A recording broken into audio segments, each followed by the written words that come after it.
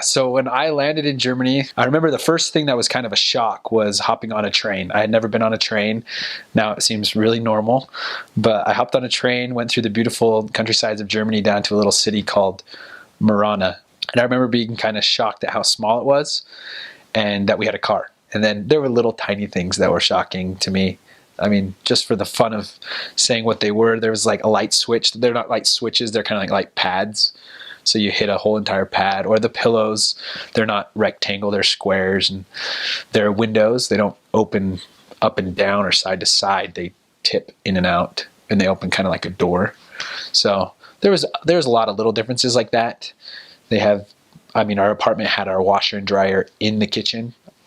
And then I thought that was just our apartment. And then I realized a lot of apartments are like that. So those were little tiny things, but nothing big. My favorite food in Germany is just schnitzel and rotkohl. Rotkohl is just red cabbage, and they would have Klöße. So that's basically it looks like a potato, but it's not. It's just a dumpling. I guess that's what it is in English. And that was my favorite. Was when we just had schnitzel, rotkohl, and Klöße. I also really liked rouladen, which was just meat rolled up and they'd marinate it, and it just tasted really good. I liked their meat, simply said. I really learned to like red cabbage, which I disliked. I also liked sauerkraut. Didn't like that either. So, but by the end, I pretty much liked anything they put in front of me. The weather in Germany is similar to here in Utah. I mean, the hots are a little bit hotter and the colds are a little bit colder due to the humidity. I really like their traditions that revolve around music and the traditions that revolve around Christmas. They start Christmas at the very beginning of December, and they have the Adventzeit, which is the time of the Advent, and they have these Advent calendars and they have Advent wreaths, and they celebrate each Sunday prior to the Christmas morning. And that's a tradition that I would want to hold up for the rest of my life with my family.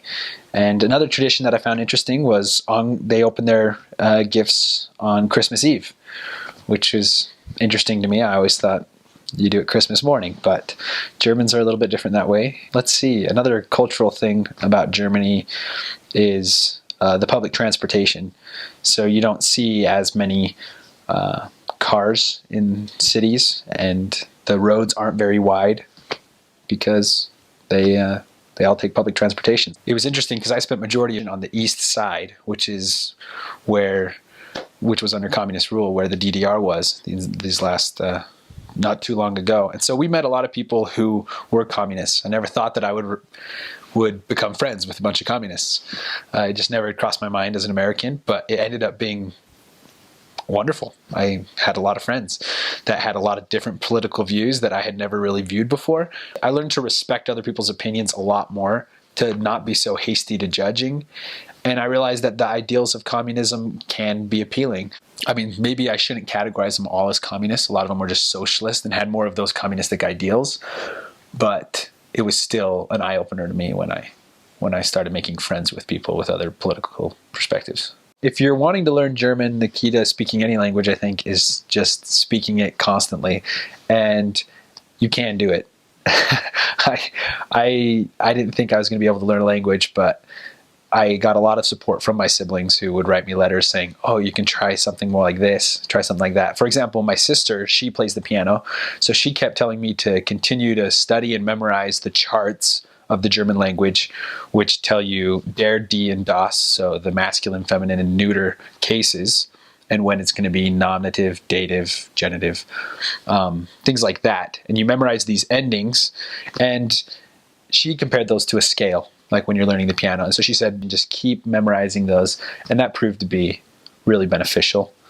Also, in learning German, the first thing, I learned is was bedeutet. So what does this word mean? So you'd say was bedeutet Haus, and then they'd say in English house, So that makes it so you can continue a conversation just by asking somebody, what does that word mean? And then they can answer that. And then the second sentence I learned was wie sagt man. Wie sagt man means how do you say tree? So wie sagt man tree? And then they'd say Baum.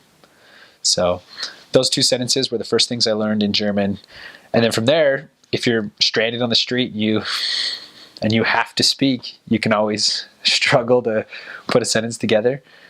But really, in the end, learning the language wasn't the issue. After about 4 months, it was no longer an issue. I mean, I just woke up, studied the language, and it just came pretty naturally.